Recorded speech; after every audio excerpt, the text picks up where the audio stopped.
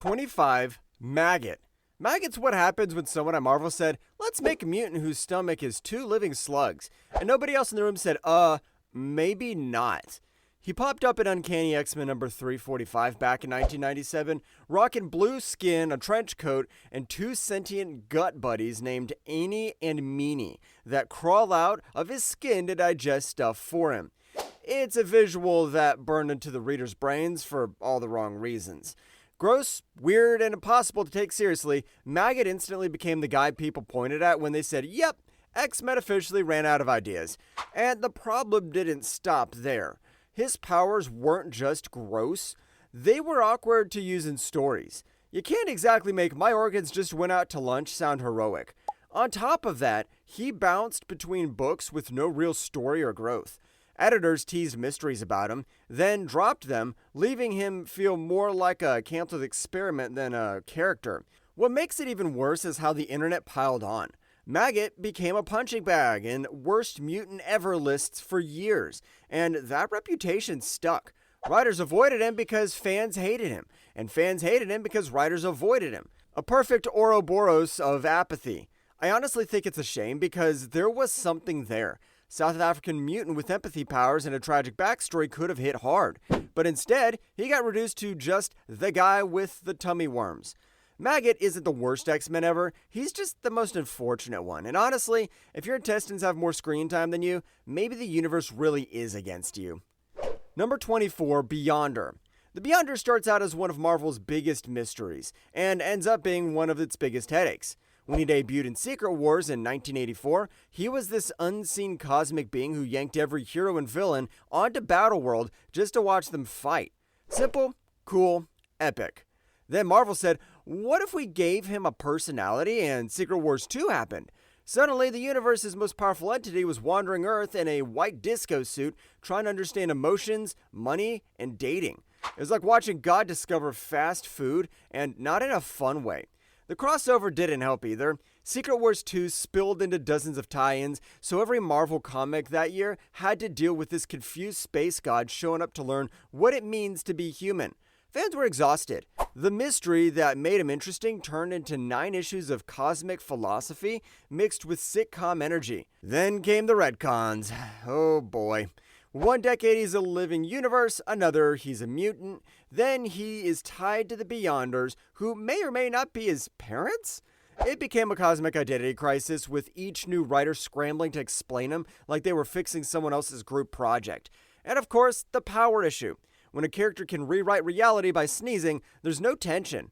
Every story either nerfs him into boredom or makes the rest of the cast look useless. What's worse, the once majestic aura turned into pure narrative chaos. So yeah, fans don't hate the Beyonder because he's powerful, they hate that no one knows what to do with him. Number 23, Squirrel Girl. Squirrel Girl is the kind of hero who can defeat Doctor Doom with an army of squirrels, and somehow, that sentence alone sums up why she drives some fans crazy. Doreen Green showed up in 1991 as a goofy side character meant for laughs, but by the mid-2010s, she'd become Marvel's cheerful chaos agent. The hero who wins every fight, stays endlessly positive, and occasionally saves the world with empathy and snacks. For some readers, that's wholesome genius. For others, it's Saturday morning cartoon energy invading their serious superhero soap opera. Her comics lean fully into absurd humor, meta jokes, and relentless optimism. She talks villains into therapy sessions, befriends Galactus, and solves problems with kindness instead of punching. Which sounds cute until you realize every story starts with "she's unbeatable." For fans who love drama and stakes, that setup feels like watching Barcelona vs. Chelsea in the 2009 Champions League, because it's rigged. On top of that, the constant comedy tone doesn't always mix well with Marvel's usual doom and gloom, making her feel like she wandered in from another universe where violence is replaced with group hugs. What I think makes it even worse is how often she wins against characters way out of her league. Sure, it's played for laughs, but when your funny Squirrel Girl keeps clowning cosmic gods, continuity starts sweating. Critics call it plot armor by punchline. Still, a huge part of the fandom adores her. They see Squirrel Girl as a smart, feminist twist on superhero cliches, a hero who shows that kindness can be powerful too. Others, however, see her as a symbol of Marvel's too silly era. So yeah, Squirrel Girl isn't for everyone. She's either your comfort character or your breaking point. Number 22, Sam Wilson. When Sam Wilson picked up Captain America's shield, Marvel basically dropped a political grenade into its own fandom. What should have been a cool Falcon becomes Cap moment turned into an internet war zone. On one side, fans who wanted Steve Rogers forever. On the other, readers who saw Sam as a fresh, relevant choice. And in the middle, a whole lot of people yelling online about forced diversity like it was the end of Western civilization. Maybe it was. Sam's Cap era dropped during the all-new, all-different Marvel phase, right when the internet was already on fire about politics and comics. Then came Secret Empire, where Marvel decided to make Steve Rogers a Hydra agent. Yeah, Captain America, a Nazi spy. Everyone lost their minds, and Sam, being the Cap on magazine covers at the time, caught a lot of hate. Some readers blamed him for storylines he didn't even write, because that's how comics Twitter works. Wrong place, wrong decade. And what I think was worse, the actual storytelling didn't help. Nick Spencer's run had bold ideas, but whiplash pacing, messy crossovers, and constant editorial interruptions. Every time Sam's character started building real depth, a new event yanked the spotlight away. Fans who wanted a grounded personal Cap story got a chaotic political blender instead. By the time Marvel hit reset again, the damage was done. Readers were exhausted. Arguments were everywhere, and Sam's Captain America had become a lightning rod for every complaint about modern Marvel. In the end, Sam didn't lose fans because of one bad story. He lost them because Marvel turned his era into a culture war with capes. And yeah, nothing says symbol of freedom like everyone's screaming about him on Reddit. Number 21, Jane Foster.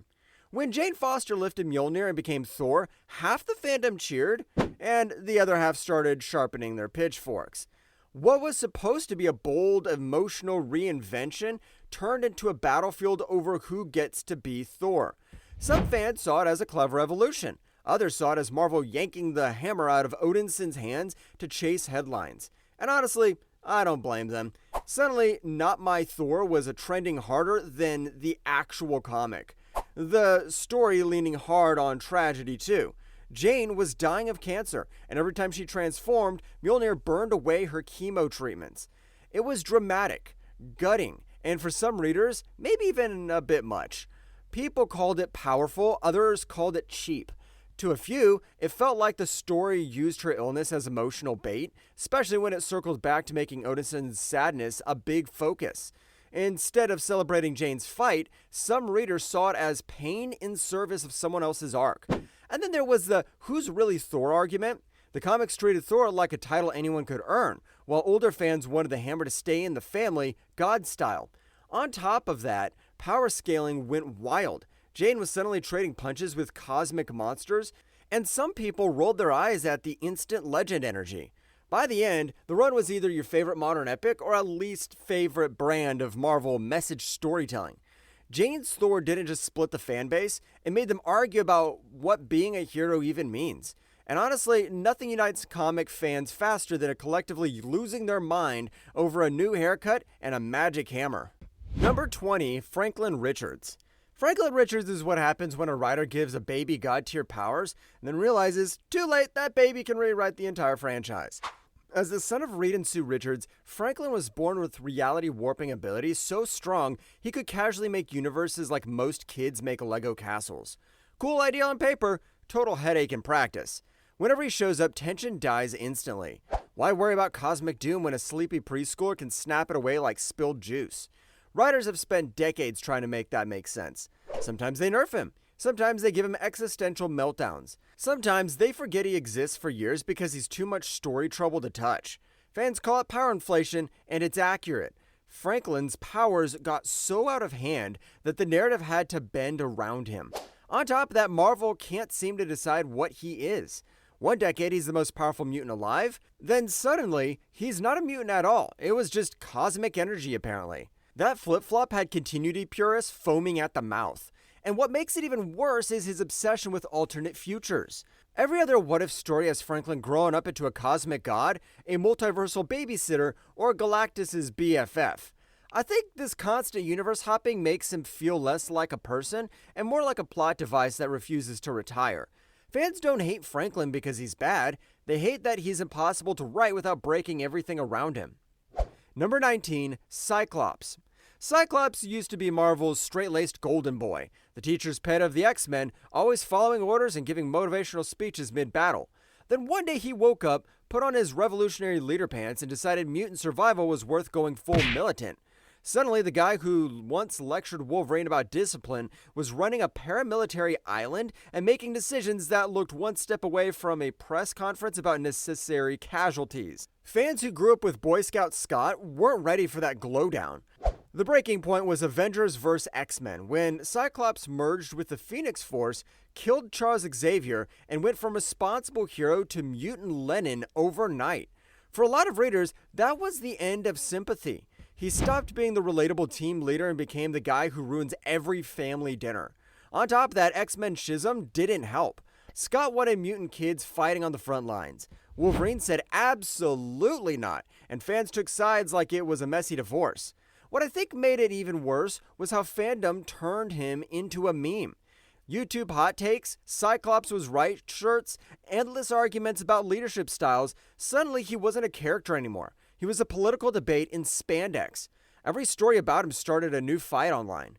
By the end of the 2010s, Cyclops had gone from team captain to walking controversy. A man forever haunted by the phrase, "it's complicated." And honestly, if your character arc makes people compare you to every dictator in history, maybe it's time to stop and touch some grass. Number 18, Miles Morales. Miles Morales didn't ask to start a culture war. He just showed up one day in Ultimate Fallout number 4 in 2011 as the new Spider-Man, and half the internet collectively lost its mind. Peter Parker had just died, and here comes a mixed-race kid from Brooklyn picking up the mask. Some fans called it a bold move, others called it replacing Peter for woke points. Within days, message boards were melted down like someone had unplugged their childhood nostalgia. The core resentment has always been about the mantle. Spider-Man, for some readers, isn't a job you inherit, it's Peter. So when Miles swung in, certain corners of fandom treated him like a corporate stunt instead of a character.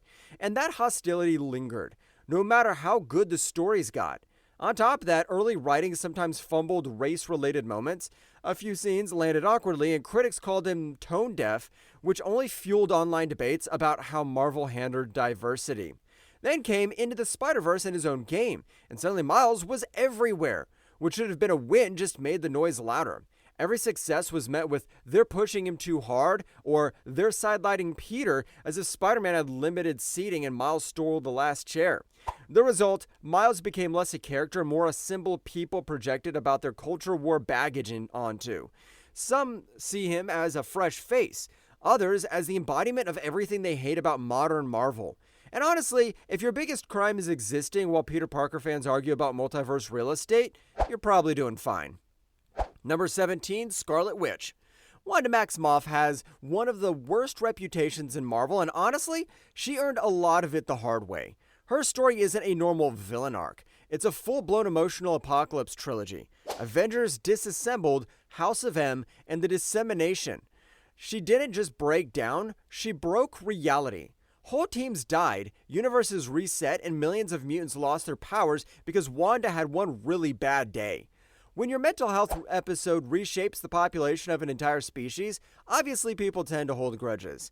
I think the biggest reason fans stay mad is the accountability gap. Every time Wanda causes mass destruction, Marvel hits that "she was unstable" button, lets her cry a little, then quietly moves on. No real trial, no punishment, just some awkward reunions and a lot of side-eye from the X-Men maybe. For readers who want moral consistency, it feels like the comics are gaslighting them. Sure, she committed magical genocide, but have you considered that she's sad? What makes it even worse is her powers themselves. They've been rewritten more times than people are making iShow speed reaction gifs. Mutant, not a mutant, chaos magic, nexus being, pick your flavor of nonsense. Every new writer changes the rules, and fans are stuck wondering what version of Wanda they're even reading this time. So between cosmic scale meltdowns and zero consequences, Wanda became the character everyone's scared to trust again. She's too powerful to root for and too tragic to fully hate. A walking narrative bomb waiting to go off. And let's be real, if your catchphrase is literally "no more mutants," you're not getting invited to Xavier's Christmas party anytime soon. Number 16, Beast. Hank McCoy used to be the cool nerd of the X-Men, The guy who'd quote Shakespeare, solve impossible science problems, and still have time to make bad puns while hanging from the ceiling. But somewhere along the way, the lovable blue furball turned into Marvel's version of a government black ops scandal with fur. Beast started out as a genius in a monster's body, tragic but charmingly self-aware. Fans love that duality. But modern comics decided, what if the monster part wasn't just literal, and things went downhill faster than Jonathan Majors' career? In the Krakoa era, Hank basically became the head of mutant CIA, building secret prisons, cloning soldiers, and playing God in the name of security. Readers who once saw him as the moral compass now see him as the guy breaking the compass to see how it ticks. What I think is worse is the tone. He still talks like the witty scholar we knew, but now he's using that voice to justify war crimes. The charm's still there, which somehow makes it creepier. Fans call it bad writing, bad ethics, or both, because it feels like the character was rewritten by a committee that just needed a smart villain and didn't care if it made sense for Beast. So now, instead of the X-Men's heart, Hank McCoy is their moral headache. And let's be honest, when the guy named Beast becomes the least humane mutant on the team, the irony's doing all the heavy lifting. Number 15, Mephisto. Mephisto's whole deal is simple. He's Marvel's devil, the literal sign here in blood guy. But over time, readers started hating him not because he's evil, but because he's lazy evil.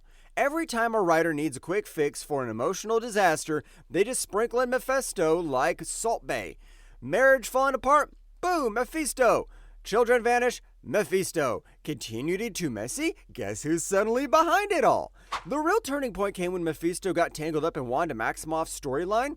Back in the Vision and Scarlet Witch and West Coast Avenger days, Wanda's magical twins were revealed to be fragments of Mephisto's soul.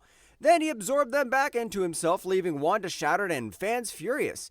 It wasn't just a cruel twist, it felt like the writers used Wanda's trauma to boost Mephisto's brand.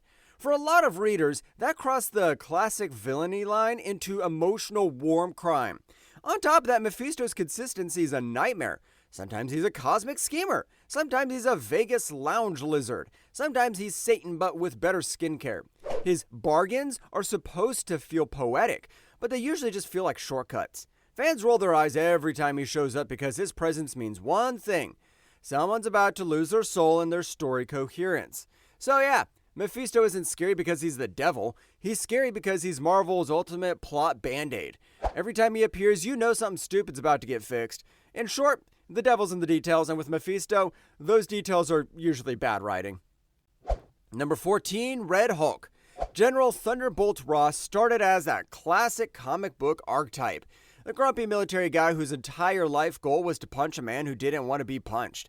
For years, his feud with Bruce Banner was simple and compelling. A human vs. monster story fueled by obsession, ego, and way too much caffeine. But then Marvel decided, what if the angry general was the monster? And everything went sideways. In 2008, Ross was revealed as the Red Hulk, a glowing red rage beast who murdered Wendigos, melted guns, and occasionally looked like a hot Cheeto mascot. Fans weren't impressed. What made Ross work before was his humanity. The stubborn, flawed man who hated the Hulk because he couldn't control him. Turning him into yet another Gamma Brute stripped away that nuance and replaced it with a generic boss fight in cargo pants. On top of that, the big mystery identity stunt dragged on for months. When the reveal finally dropped, fans didn't gasp, they groaned. The twist felt less like a payoff and more like Marvel winking, "Gotcha," without explaining why it made sense. And then came the moral whiplash. Ross committed war crimes, threatened civilians, and basically did whatever he wanted with zero consequences. Instead of depth, we got a sweaty murder Hulk who somehow kept his government clearance. So yeah, fans didn't turn on Ross because he was evil. They turned on him because his character went from tragic military obsession to walking Red Bull ad with daddy issues. Number 13, Sentry. The Sentry is what happens when someone at Marvel said, what if Superman had a panic attack that could destroy reality, and then refused to elaborate. Introduced in 2000 as a hidden, forgotten superhero with the power of 1,000,000 exploding suns, Robert Reynolds was supposed to be a fascinating study on trauma, a god who is his own worst enemy. But instead of deep existential tragedy, fans got 20 years of writers arguing over what the hell to do with him. Here's the problem. Sentry is too powerful to write properly. Anytime he shows up, stakes collapse.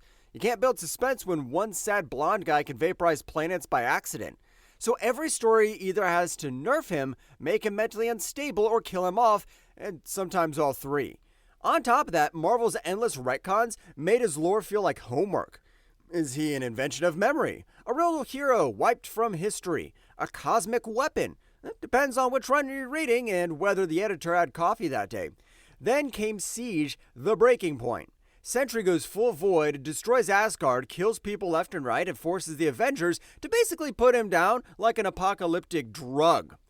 It wasn't thrilling. It was exhausting. Fans started seeing less of him as a character and more as a walking editorial mistake in progress. Sentry's main power isn't flight or strength. It's instantly killing narrative tension. Number 12, Angel. Angel started out as the kind of superhero your grandma would approve of. Rich, polite, pretty, and blessed with literal angel wings. Warren Worthington was basically what would happen if a trust fund kid fell into a vat of Christian symbolism. But then came Apocalypse, who looked at this clean-cut golden boy and said, nah, let's make him a blue murder machine. And that's how we got Archangel, a walking trauma metaphor with knives for feathers. That shift was dramatic, but also a storytelling nightmare. That gentle soul-turned-weapon idea worked once, then writers kept rebooting it, over and over, until it stopped being tragic and just felt like Warren needed a better therapist. One month, he's a serene billionaire funding X-Men missions. The next, he's ripping people apart and brooding about destiny like it's a personality. The constant flip-flopping between angelic himbo and an emo executioner gave readers whiplash. What's worse, every time Warren goes full Archangel, the story milks the tragedy, resets him, and acts like it's brand new trauma. Fans started joking he's Marvel's emotional yo-yo. No character development, just wings and suffering. By Dark Angel Saga arc, he's gone full war criminal with a halo. And even then, the aftermath barely stuck. So yeah, people turn on Angel not because he's evil or boring. It's because he keeps being both in the most repetitive way possible. Number 11, Ironheart. Riri Williams should have been an easy win. 15-year-old genius who built her own Iron Man suit out of scraps at MIT. That's cool, right? But when she showed up in Invincible Iron Man in 2016, fandom didn't exactly throw a parade. Instead, Marvel accidentally dropped her into the middle of a PR storm that made her debut feel less like next-gen innovation and more like corporate diversity PowerPoint. Her rollout was rough. Brian Bendis' Iron Man run hyped her up before giving her much page time, so readers met Riri through marketing slogans instead of actual character moments. Then came the infamous cover debacle variant by J. Scott Campbell that over-sexualized a teenage girl, and suddenly discourse exploded before Riri even had a chance to speak. It was the worst kind of launch, messy, loud, and overshadowed by its own advertising. Then came the stories themselves. Riri's early comics had flashes of brilliance, but her voice sometimes felt inconsistent, and the writing didn't always match her insane potential. On top of that, the internet did what it always does, turn legitimate writing critiques into culture war meltdowns. She replaced Tony, cried people who hadn't read a single issue, as if Iron Man was a real guy who had just been laid off. By the time the MCU teased her in Wakanda Forever, every trailer frame reignited the same debate. Between bad marketing, uneven writing, and online chaos, Riri became fandom's favorite piñata. Which is tragic because she's a genius and she's probably already built a suit that can mute Twitter. Number 10, Red Skull. Red Skull isn't the kind of villain you love to hate, he's the kind you just hate. Full stop. He's Marvel's walking embodiment of fascism, the Nazi who somehow never stays dead, and he's been ruining comic panels since 1941. At first, he was simple. The guy Captain America punches to symbolize evil must lose. But decades later, writers kept asking, how do we make Nazi Satan interesting again? And the answers only made things weirder. At his core, Johann Schmidt had one setting, genocidal megalomania. Every few years, someone tries to update him with some new horror, clones, body swaps, psychic powers, and it usually ends with something so over the top it borders on parody. The peak example? That time he literally stole Professor X's brain to get telepathy and spread mutant hate. Yeah, you heard that right. He grafted Charles Xavier's brain onto his own skull. At that point, even fans who love chaos went, alright, that's enough nightmare fuel for one decade. What makes it worse to me is how often he's dragged out whenever Marvel needs instant evil. Want world-ending stakes? Bring out the Nazi. Need a scapegoat for a hate-based event? Red Skull's right there. Over time, he's become less a character, more of a plot vending machine. Press a button, get fascism. Readers aren't scared of him anymore. They're tired of him showing up like a bad political ad that won't stop airing. In short, he's comic book evil on repeat. And at this point, even hell must be tired of filling his paperwork. Number 9, Captain Marvel. Carol Danvers might be one of Marvel's most powerful heroes, but her history is the definition of messy main character energy. She's been Miss Marvel, Binary, Warbird, and Captain Marvel. And somehow, through all those glow-ups, Marvel's editorial choices keep making fans want to flip a table. The big first landmine came in Avengers number 200 in 1980, the storyline where Carol suddenly becomes pregnant, gives birth within days, and then rides off into the sunset with the grown-up version of her magically accelerated son/abductor. It's as bad as it sounds, I know. Critics have spent decades dragging that arc for being exploitative and tone-deaf, and Marvel never fully repaired the damage. Every time someone mentions bad comic writing, this storyline shows up like it's auditioning for a PSA.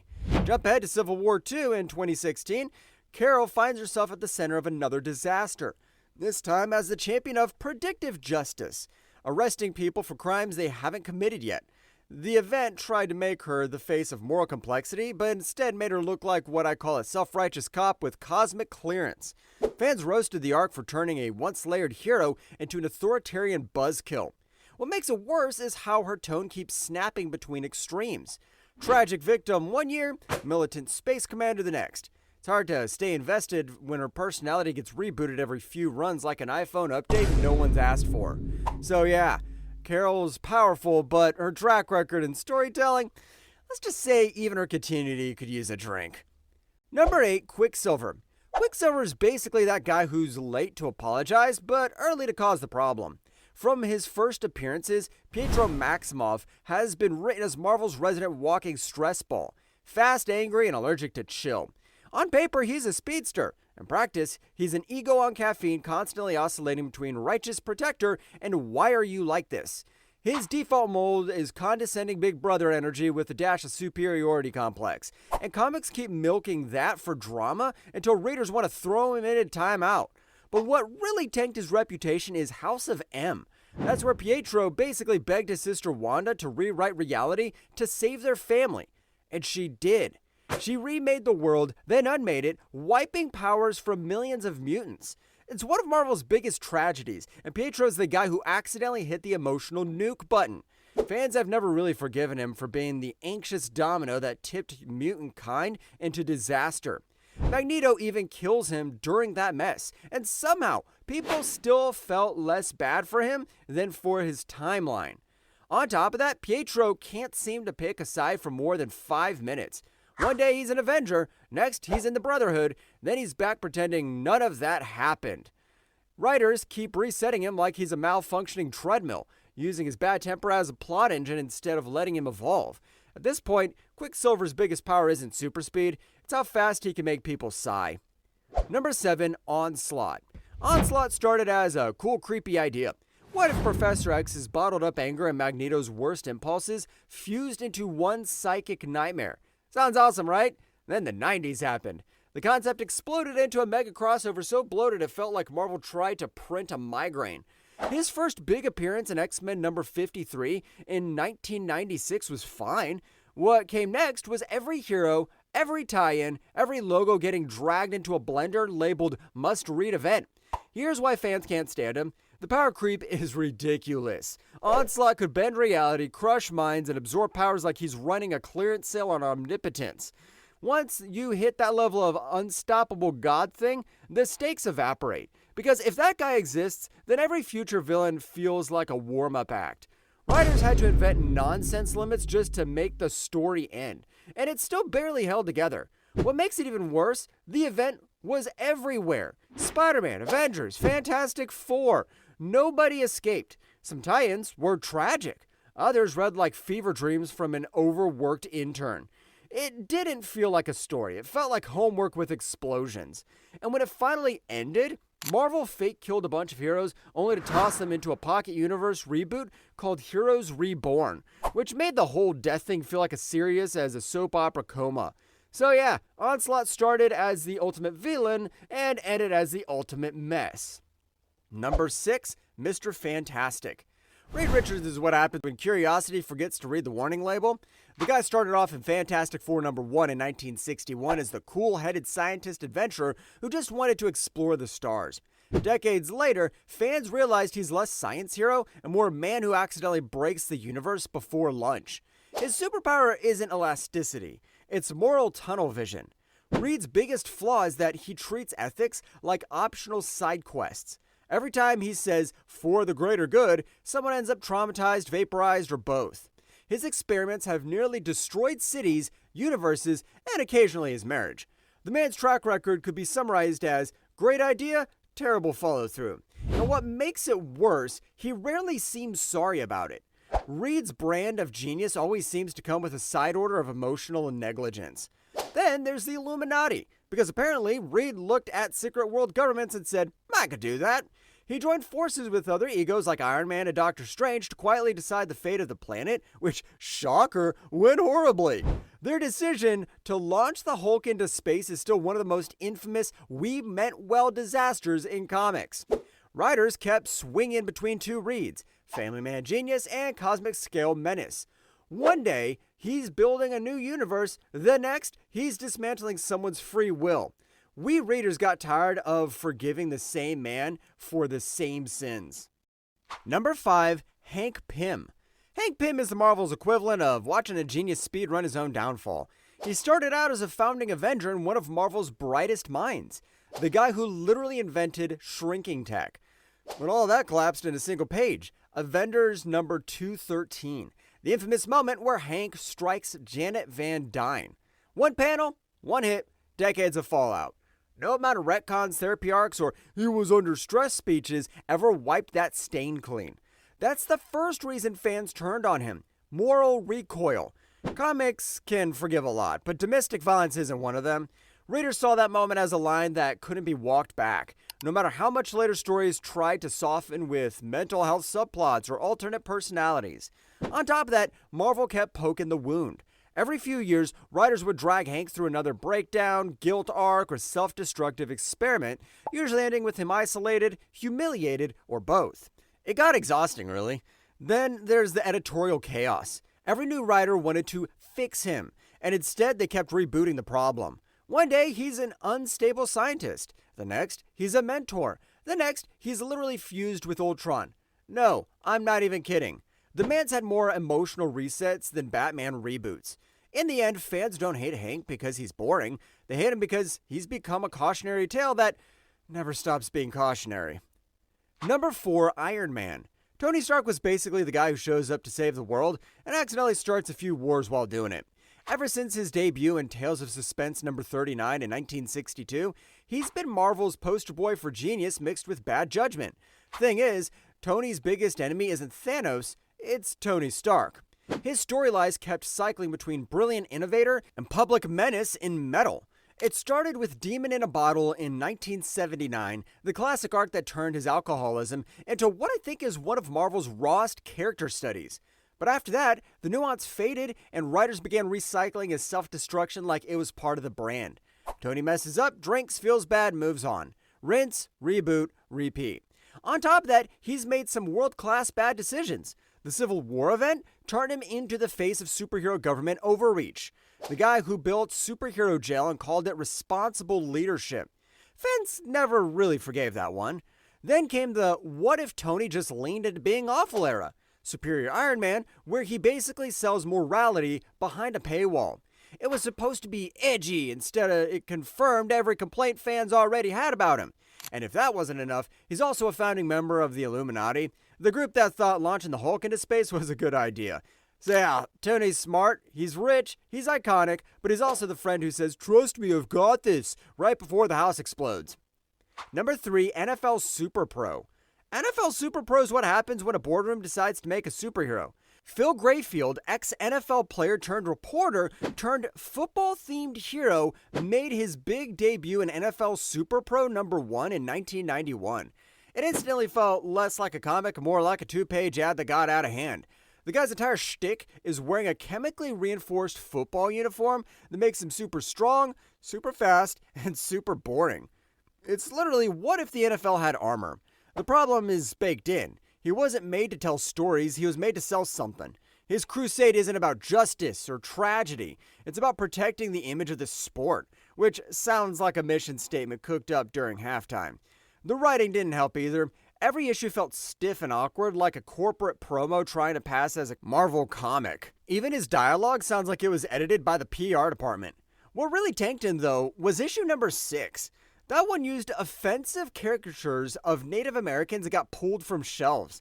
Suddenly, the world's blandest superhero wasn't just forgettable, he was embarrassing. That controversy turned the series from bad curiosity to flat-out disaster. And then the final punchline came from the writer Fabian Nicieza himself, who admitted he mostly did the comic to score free NFL tickets. Once fans heard that, any lingering goodwill evaporated. It wasn't a passion project, it was a paycheck and shoulder pads. In the end, NFL SuperPro didn't tackle crime, he tackled Marvel's reputation. Number 2, Kilgrave. Kilgrave, the Purple Man, is the kind of villain that makes readers squirm instead of cheer.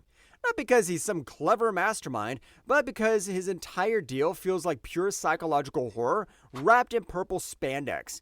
Debuting in Daredevil #4 in 1964, Kilgrave started as a campy mind control villain. But his power, releasing pheromones that forced people to obey him, quickly crossed into territory that was less comic book fun and more deeply unsettling human violation. That power set makes every one of his appearance feel personal and invasive. He doesn't rob banks or summon demons, he violates people's agency, which hits way too close to real-world abuse. And when Alias came along, Brian Michael Bendis turned that subject into text. Kilgrave was rewritten as Jessica Jones' abuser, someone who mentally dominated and humiliated her for months. The series handled the trauma seriously, but it also ensured that every time Kilgrave shows up, readers relive Jessica's trauma along with her. What makes it worse is how long Marvel kept that wound open. Writers love to revisit Jessica's pain, meaning Kilgrave's presence lingers long after he's gone. On top of that, his powers gave lazy writers an easy out. If they need to explain why someone acted out of character, they could just say Kilgrave made him do it. So yeah, fans don't love to hate Kilgrave, they just hate him. He's not the kind of villain you quote, he's the kind you delete from your brain after the issue. Number 1, Paul Rabin. Paul Rabin might be the fastest man in Marvel history to get hated without even committing a crime. He showed up, smiled, and the fandom collectively screamed. His debut in The Amazing Spider-Man #1 in 2022 dropped him right into one of comics' most sacred dynamics, which is Peter Parker and Mary Jane, and fans did not take it well. Here's the setup. MJ and Paul spent years trapped together in an alternate dimension. Time moved differently, emotions got complicated, and by the time they got back to Earth, MJ had kids, and a partner who wasn't Peter. That partner was Paul. To readers who've followed decades of will they, won't they, but mostly will between Peter and MJ, this felt like the narrative equivalent of someone sitting in your seat mid-movie and eating your popcorn. What's made it worse is that Paul's character never really earned his spot. He's written like a well-meaning guy who wandered in from another story, but the way he's placed next to MJ and by extension above Peter feels forced. On top of that, his personality doesn't exactly win people over. He's often awkward, defensive, or just plain boring, which makes him a tough sell as MJ's new life partner. Then there's the storytelling mess. The whole Lost Years in Another World arc came with weird pacing, sudden reveals, and zero emotional setup. Fans felt tricked, like editorial just decided Peter Parker needed to suffer again and used Paul as the delivery system. In short, Paul Rabin didn't break Spider-Man's heart, he broke all of our patience. Well, that's it for this one. If you liked the video, hit that like button, subscribe for more, and ring the bell so you never miss a drop. Craving more stories from comics, movies, and beyond? Check out this video right here. Cheers, see you in the next one.